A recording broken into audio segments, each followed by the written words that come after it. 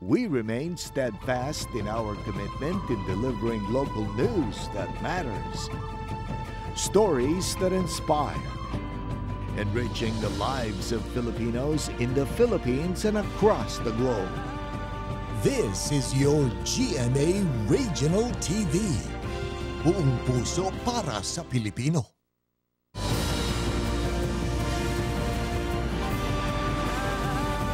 Ito ang GMA Regional TV, One Mindanao.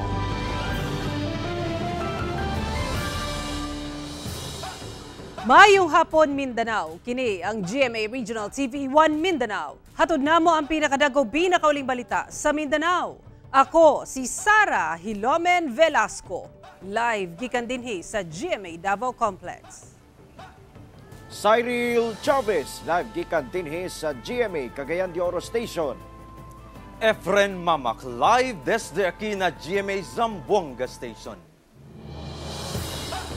Tulo ka estudyante nga matud pa nag-cutting classes. Patay human na lumos sa sapa sa Mandug, Davao City. Dugang detalye sa report ni Kent Abrigana. Ano mga sapatos oh. Tigabuhangin doon yung mga bataan daw. Nagtinabangay sa pagpangita ang mga residente dinhi sa usa ka sapa sa Liloan Riverside, Purok Sunflower, Mandug, Davao City. Human matod pa nga dunay mga bata ang nalumos samtang nangaligo sa moong sapa pasado las 3 sa hapon niadtong Biyernes. Sumala kang Direk de la Peña, duna kunoy duha ka bata ang nagpatabang kaniya. Nay bata, duha ka bata ni dagan sa muan nga tabang. Nya pag-abot na mo dire wala nang mga bata nga nangaunlod na daw. Dagan din namo sila dire. Amo din gi ambakan pangita. Paglabay sa pipila ka minuto nga pagpangita ay Kita na. Kita na isa. Oh. Dua kabuk. Usa-usang na-recover ang lawas nining tulo ka mga bata. Nagtinabangay og bira ang mga residente aron mahawa sa tubig ang mga biktima. Gisulayan pa og CPR sa mga rescuer ang mga bata nga nailhang sila Taki Sanico, 13 anyos, Jerry Caridulia, 12 anyos, o Kian Bituin, 12 anyos. Apan gideklara na silang dead on arrival sa ospital. Kini mga bata is sa ilahang klase, no? And then without permission from the teachers, kaya pag yun na i-allow sa mga teachers, then mga ginikana nila is wala po makabalo nga mangaligo sila anak nga sapa. Kaya kato nga ko answer is ni baha man to siya. Kay pag langoy nila ato, dili pa man ingon atong ang kanang status sa sapa nga ilang giliguan. Ni kalit ang gitog kusog ang karen sa ko answer sa tubig. Di gihapon makatuo ang magulangan ni Jeric nga si Ruel sa kalit nga pagpanaw sa iyang manghod. Ahom na mo adto na siya dito kay ginaingnan ako na siya na Jeric di ka magligo sa pa. Siya wala daw. Di ka magkating wala daw. Pangandoy ni Jeric nga mahimong siman og makatabang sa iyang pamilya. Pag-abot na ako dito na ang principal o na atong si maestra niya matug istoryahan ko niya nga maulagi daw nalumos na daw akong anak tulo daw sila kabuok. Aperte na akong hilak adto dayo. Padayon pa ang investigasyon sa kapulisan kung ang iba nga patubagon ang eskwelahan sa nahitabo sa tulo ka bata nga nalumos. Sa karon wala pa mihatag og pahayag ang eskwelahan sa maong insidente. Untar wala na yung aning mahitabo sa mga estudyante. Labi na nga during aning time sir is ting klase pa. Ang ato alang yung hangyo ani sa mga principals to remind the students nga kung time sa klase gyud dili mag cutting classes. Kauban si Bebot Kahes sa kamera. Ako si Kent Abrigana para sa One Mindanao. Tutukan karon sa Tagum City Health Office ang pagpaygayon og misting activity labi na sa mga lugar nga dunay clustering sa kaso sa dengue. Luyos sa hilabing pagsaka sa kaso sa dengue sa Tagum City gikan sa 197 lang sugad Enero hangtod Nobyembre sa milabay tuig ngadto na sa 1,054 sa samang period karong tuiga. Namatikdan matud pa sa Tagum City Epidemiology and Surveillance Unit nga dunay pag-ubos sa ihap sa kaso kung binulan ang basihan. Gikan sa 194 ka kaso niadtong bulan sa Setyembre karong tuiga, niubos ang ihap sa kaso sa 133 niadtong Oktubre ug mas niubos pa sa 69 ka kaso karong bulan sa Nobyembre. Subay sa deklarasyon sa State of Calamity sa lungsod, mas paugtan pa sa City Health Office ang pagpaygayon og misting activity aron mawagtang ang breeding site sa lamok, labi na kadtong mga lugar nga dunay clustering sa kaso. Sa pinakaulahing datos, 3 ka mga barangay, lakip ang Magupo North, Makinlam ug Apokon ang dunay clustering of cases. Ana sa 5 million pesos ang gitaganang pondo gikan sa Calamity Fund sa lungsod nga mao'y ipamalit og larvicide ug misting systems aron mas dali nga mabakgan ang mga lamok. Luyos sa kataas sa kaso sa dengue karong tuiga, wala man hinuon matud pa nagka-problema ang mga ospital sa lungsod sa pagdawat og mga pasyente. Padayon sab ang panawagan sa makanunayong pagpanghinlo sa sulod og gawas sa panimalay.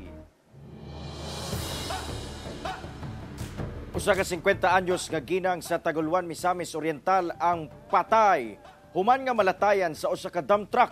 Samtang sa Cagayan de Oro City, 5 ka sakyanan ang nagkarambola. DMP pila ka motorista ang naangol, lakip usa ka rider. Ano ang report? Dead on arrival sa ospital ang 50 anyos nga ginang nga si Ederlyn Nakalaban, taga Damilag, Manolo, Fortich, Bukidnon. Human nga malatayan og dump truck samtang patabok kini sa Vicmar Road, Sugbong Kogon, Taguluan, Misamis Oriental. Sigon sa investigasyon sa kapulisan, wala kuno na matikdan sa driver sa truck nga si Tripon Magnanaw ang biktima. Hinungdan nga nabanggaan og napasok sa ilawom sa truck. Gisuwayan pa kini nga madala sa ospital apan namatay gyapon kini. Actually ang dump truck naggunong siya. So ni padaplin tong babae nagbakuan sa iyang pagtuo siguro atong sa kabiktima nga dili mo abanti ang dump truck. So abanti man wala mabantayan sa driver. Nga naade ay ni kuan sa iyang dulong kay taas man na kay ng 10-wheeler dump truck. Ang truck ug ang driver nga si Magnanaw ana-ana sa kustudiya sa kapulisan og posibleng mag-atubang og kasong reckless imprudence resulting to homicide. Samtang nagkarambola ang ana sa 5 ka mga sakyanan sa National Highway sa Barangay Agusan sa Cagayan de Oro City. Sa video nga kuha sa netizen nga si Ruben Padaplin, tataw gayud ang danyos nga naangkon sa mga sakyanan nga sunod-sunod nga nagkabangga. Sumala pa nga nag-counterflow ang pickup truck nga padulong sa west direction. Hinungdan nga nabanggaan niini ang kasugat nga bongo truck. Tungod niini nagsunod-sunod gilayon ang panagbangga. Di nadamay ang gasunod nga 2 ka kotse og motorsiklo. Makita sab ang usa ka motor rider nga nagbuyod tunga sa dalan. Human malakip ang iyang motorsiklo sa bangga. Dali man noon natabang ang mga sakay sa mga sakyanan. Kinsa nakahiagom og minor injuries resulta sa aksidente. Padayon pa ang investigasyon sa kapulisan sa hinungdan sa aksidente. Katunan niining maong itabua kung alanganin og gani makita nila ang solid yellow line. Kinahanglan nga di siya mo overtake, no, wala gid siya panahon nga mo overtake, mo na siya ang international law sa pavement signs, no, traffic signs sa atong makita diya sa kadalanan. Ako si Cyril Chavez para sa One Mindanao. Usa ka establishmento sa General Santos City ang giransak sa wa pa mailing mga suspek. Miabot kuno sa kapin 100,000 pesos ang kantidad sa mga gadget nga natangag sa mga kawatan. Ano ang report ni Abby Caballero?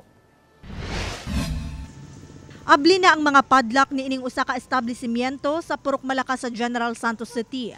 Dihang naabdan sa tag-iya alas 7 sa buntag adlawng Martes. Pagsulod niya, abli na ang mga drawer ug nagkatag na ang pipila nila ka mga baligya. Tag-iya sa building, nagalimpyo man na sila every morning diri. Nagatawag siya mga 6:30. Naingon ana, naransak daw ang building. So mga alas 7 nagadto na mi diri. Nag-scattered lang naman yung mga gipang-ukay nila na mga gamit. So possibly nagamit siguro sila og mga cutter siguro. Yun. But sa karon ato ang ginatan-aw lang no nga basi makita pa nato kung unsa gyud ang ilang gigamit og pila sila ka buok nagsulod. Anaamatod pa sa kapin 9,000 pesos ang cash nga nakuha sa kawatan, usa ka laptop, 14 ka brand new cellphones ug nakuha sab ang mga cellphone nga gipa-repair sa mga customers sa maong tindahan. Anaamatod pa sa kapin 100,000 pesos ang kantidad sa mga gadget nga nakuha sa kawatan. Matod sa otoridad, duna sila'y nakahinabi nga alas 3 sa kabuntagon adlawng Martes, dunay tricycle driver ang nagparking duol sa maong tindahan. Apan, ginasuta pa kung nag-unsa kini sa lugar. Sa karon padayon ang pagpangita og mga ebidensya og CCTV footage ang otoridad aron madakpan ang responsable sa pagpangransak. Mabalaan kinsa tong nagapangransak gud para sa uban dili pud nila na mabuhat. Sa naganegosyo dili gud lalim. Kauban si Gary Balantay sa kamera. Ako si Abby Caballero para sa One Mindanao. 2,000 ka mga estudyante sa University of Southeastern Philippines sa Davao City ang nakadawat og tag 5,000 pesos nga educational assistance gikan sa DSWD. Gipaklaro sab sa ahensya nga kinahanglang kumpleto ang kantidad sa madawat nga pinansyal nga ayuda gikan sa mga programa sa gobyerno. Ani report ni Argil Relator.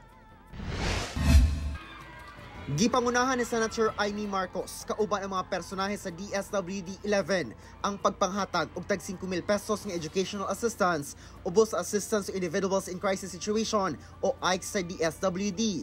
Nakabenepisyo niini ang 2,000 ka mga estudyante gikan sa nagadiiyang campuses sa University of Southeastern Philippines sa Davao City. So identified jud na very low ang income sa parents and naay mga obligations pa sa school. Sumala ni Senator Amy, inay mabalik ang nahibiling pondo sa DSWD sa National Treasury human sa tuig. Mas maayo ngay panghatag dalang matod pa kini sa mga pamilyang nanginahanglan. Naghahabol ako kasi last 2 minutes natuklasan ko na yung DSWD may pera pa. Sabi ko ubusin natin ang pera kasi sa gobyerno babalik yan sa Treasury. Sayang naman, kinahanglan ng mga tao dire, especially yung ating mga families, marginal families who have students, they need the money for all the rising prices. Doon na sa ihatag ang Cash for Work program alang sa mga baguhay lang ni graduar nga wala pa nakapangita og trabaho. Makatrabaho sila sa ilang LGU sulod sa 3 ka bulan ug makadawat og minimum nga sweldo. Samtang human makadawat og report nga ginakaltasan ang ginadawat nga pinansyal nga ayuda sa mga benepisyaryo sa nagkadaiyang assistance program sa gobyerno. Gipaklaro sa DSWD nga kinahanglang kompletong kantidad gayud ang ilang madawat. For all kanang payout sa DSWD no, kung unsa ang inyong gipirmahan sa payroll, mo jud to inyong dapat iuli sa inyong balay. Kay government assistance na siya na imugna para sa inyo para sa beneficiary, dili para sa kung kinsa man ang wala mi kabalo kinsa nagakuha, but it seems no murag naa sila authority. Naka-impose sila nga authority nga naa sila bahin, but that is not true. Wala joy pwede mo kuha. Naglusad na matod pa og investigasyon ang DSWD labot sa mga nadawat nga report. Mamahimong ipadakop matod pa sa mga pulis ang nagakalta sa ayuda o i-report sa DSWD. Kauban si Metro Awing sa kamera. Ako si Argil Relator para sa One Mindanao.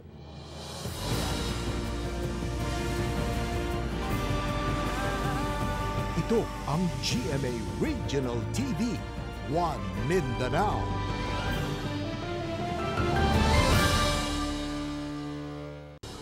Usa ka babae ang priso sa General Santos City.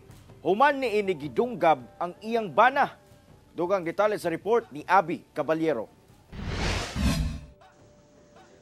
Priso ang misis nga si Rachel Enriquito, human ni inigidunggab ang kaugalingong mister nga nailhang si Nathaniel Enriquito usa ka tricycle driver. Sumala sa otoridad, pasado alas 10 ni adtong November 25, samtang anaa sa ilang panimalay sa Barangay Lagaw Jansan ang magtiayon, duna matod sila'y panagbangi. Sa kalagod sa asawa, iyang gi-fly plat ang motor, gigamit niya sa pag-plat is katong kutsilyo. Nakita ni sa bana ma'am, suko ang bana, anong gi-flat ang motor sa sikat, and then dito sa panghitabo na to, napagbuhatan niya og kamot o natuok po niya iyang asawa. Yang accidentally na nadunggaban po niya iyang asawa. Daling miresponde ang otoridad sa lugar ug misurrender sabdayon ang misis ngadto sa kapulisan.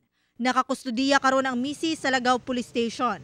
Wala na kini mihatag og pamahayag at tubangan sa kamera. Samtang anaa pa karon sa ospital ang mister ug ginahulat pa sa kapulisan ang desisyon niini sa pagpasaka og kasong attempted parricide sa iyang misis. Abuto na lang makusyo siya para irregular filing na lang namo.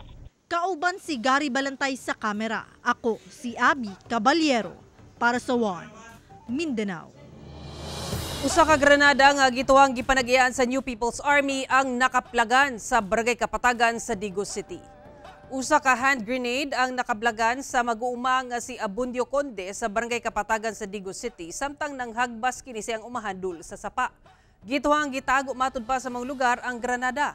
Sa pagpanubay sa Digos City Police, taguanan sa New People's Army matud pa kaniadto ang maong lugar.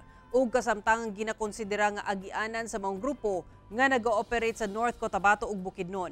Ana-ana sa kustodiya sa Davao del Sur Provincial Explosive and K9 Unit ang maong granada.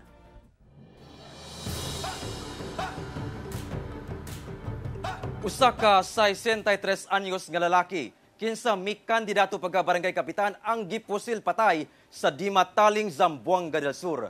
Samtang usa ka negosyante sa Lamitan City, Basilan patay sabyang gipusil.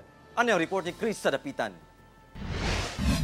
Nagbuyod na sa dalan kining 63 anyos nga lalaki kinsa gipusil patay sa barangay Magahis, Dimataling, Zamboanga del Sur adlawng Huwebes. Nasayran nga ang mga lalaki, midagan pagka-barangay kapitan sa iyang lugar sa Barangay Panas, Buog, Zamboanga del Sur sa baguhay lang nga barangay ug SK election. Sumala pa, igo raunta mo saksi ang biktima sa mga aktibidad sa lugar subay sa kasaulugan sa araw ng Barangay Magahis dihang gipusil kini punting sa ulo sa wa pa mailhing suspitsado. Migula sa investigasyon sa Dimataling Municipal Police Station nga away sa yuta ang motibo sa krimen. Accordingly, ng yuta ng ginikanan sa suspect, 39 years na sila nag-occupy ana. Dayon, suddenly kanang victim ning abot anang lugar na ay dala nga title, land title. Tapos ma'am gibaligya niya ang kanang yuta gibaligya niya sa lain nga tao. Dili man nila ma-afford katong ga-occupy nga isa gidigayon kay ang katong ga-occupy ma'am deklarasyon ra man ang ilahagod gihawiran. Dugang niini, una kuno ang krimen, nag-abot na sa barangay ang duha ka partido aron husayon ang problema. Apan nasuko gihapon kuno ang sospek. Apan padayon pang ginapangita sa kapulisan ang suspitsado kinsa posibleng mag-atubang og kasong murder. Samtang usa ka 33 anyos nga lalaki ang gipusil patay sab sa wa pa mailhing riding in tandem suspect sa Lamitan City, Basilan adlawng Martes. Sa investigasyon, ang biktima usa matud pa ka empleyado sa usa ka money remittance center. Sa investigasyon, aduna matud pay dalang kwarta ang biktima niadtong tungura. Kalit kuno mitungha ang mga suspitsado og gipusil ang biktima og gibira ang bag nga dunay kwarta og dayong miikyas. Nagpadayon pang investigasyon sa kapulisan sa maong insidente. Kauban si Jerwin Fernando sa kamera. Ako si Chris sa Dapitan para sa One Mindanao. Second floor sa passenger terminal building sa General Santos International Airport ug boarding bridges operational na. Samtang gikalipay sab sa mga pasahero ang kalambuan sa Jensan Airport. Ano ang report ni Abby Caballero? 2017 pa dihang ulahing nakasulod ang pasahero nga si Algelin Villaflor dinhi sa General Santos International Airport. Karong tuiga na matikdan matud niya ang kalambuan sa mga pasilidad. Gani niadtong Huwebes lang, operational na ang duha ka boarding bridges ug ang second floor sa passenger terminal building. Mas maganda na siya. As in, maliwanag na siya, then mga bago yung mga upuan.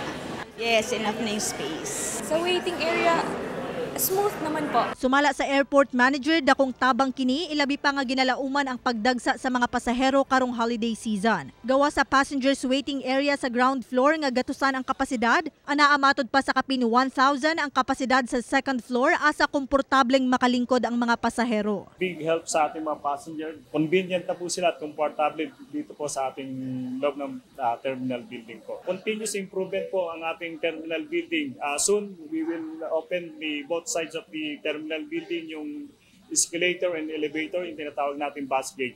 Sa second floor sab nahimutang ang one town, one product kun Autopub. Mapalit dinhi ang managlahing produkto sa Region 12, partikular na ang tuna product sa Jensan. Duna pa sab managlahing food stalls nga pwede kapilian. Ang pag-abli sa Autopub, dakong tabang sab matud pa sa mga MSMEs. Kauban si Gary Balantay sa kamera. Ako si Abby Caballero para sa One Mindanao. Ana sa 300 ka mga bagong recruit nga pulis sa Northern Mindanao, kinsa aduna nay ranggo nga patrolman ang dungan nga nanumpa.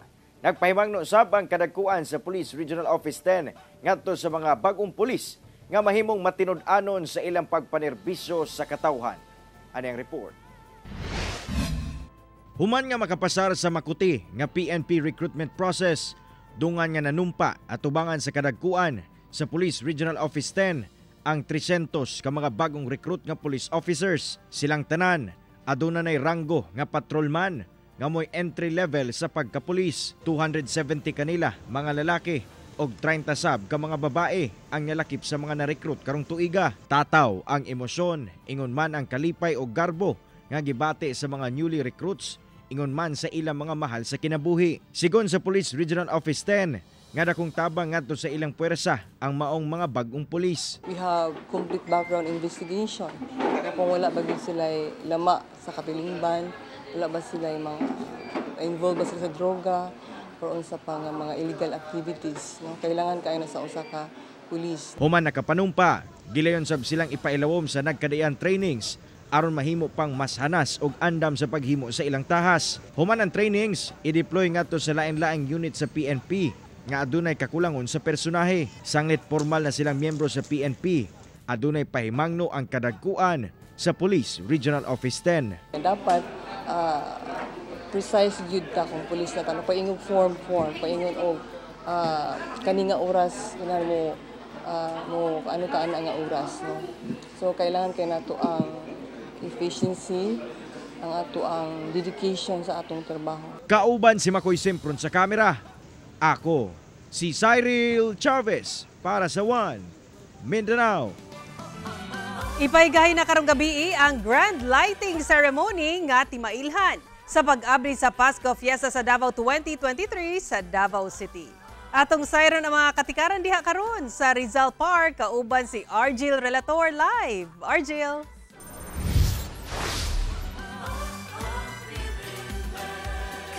Sara, hapon pa lang ubay-ubay na ka mga kapusong Davaoenyo nato ang anaa dinhi atubangan sa Davao City Hall aron nga makapa-picture gayud sila daan sa mga Christmas decorations. Pipila ka oras una nakatakdang pagpasiga niini sa pag-abli sa Pasko Fiesta 2023. Giant Christmas tree, giant mga teddy bears, ingon man star parol, lanterns ug uban pa. Ang gipangmungtad dinhi sa Davao City Hall agi pakiduyog sa pagsaulog sa Kapaskuhan sa lungsod.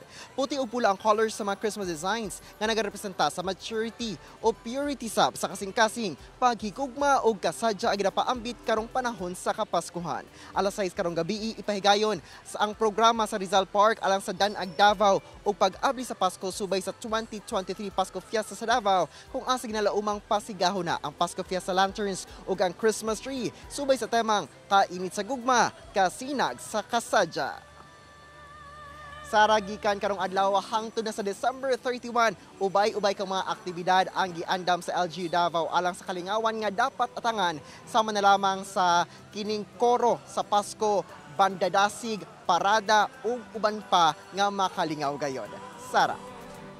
Ayun, advance Merry Christmas at mga kapusong Davaoenyo. Daghang salamat, Argil Relator.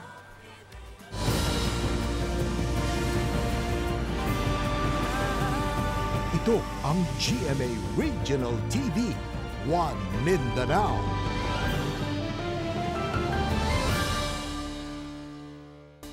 Tuburan Springs, El Salvador City, Misamis Oriental, subling gibuksan sa publiko, human nga nakumpleto na ang tanang pasilidad diini. Ning bag-o lang subling gibuksan sa El Salvador City LGU ang pamuso nga Tuburan Spring nga nimutang sa barangay sentro mismo sa barangay poblasyon sa syudad. Ang crystal clear ug ice cold water mamahimo nang ma-experience pag-usab sa mga residente, ingon man sa mga turista nga buot o bisita sa buong spring. Gawa sa mala nature feels nga ambience aduna sa Bagong Birhen sa Lourdes Chapel ang Tuburan Spring alang sa mga deboto niini. Pagkagabi nindot sab ang palibot tungod sa daghang suga nga nagpalibot niini. Pahinomdom lang sa El Salvador LGU nga ginadili gyapon ang pagpangaon sa sulod nga bahin sa Tuburan Spring aron mamintinar ang kalimpyo niini. Hinoon adunay mga lamesa ug bangko nga gitagana sa gawas nga bahin niini. Ang Tuburan Spring abli matag Lunes hangtod Domingo alas 6 sa buntag hangtod alas 10 sa gabi ug adunay entrance fee nga 25 pesos. Ipahigan sa Davao City ang Paskuhan in the Park. Kung unsa kini atong sayron sa report ni John D. Esteban. Isip kabahin sa mga event sa Pasko Fiesta sa Davao City, magbuntar og Paskuhan in the Park ang Davao Tourism Association. Usa kini ka Grand Christmas Bazaar sa Rizal Park. Magsugod kini karong November 30 hangtod December 3. Gilaumang anaa sa 47 stalls ang imunta sa mong bazaar sa mga pagkaon, non-food o mga Christmas essentials. Because this is not the usual event in which may night market, may pagkain and so on. It's a mixture of tenants. That's why we really sure that tourists will go there. Tumong usab sa maong event nga mapromotar ug mahatagan og espasyo aron mukita ang mga micro, small and medium enterprises o MSME.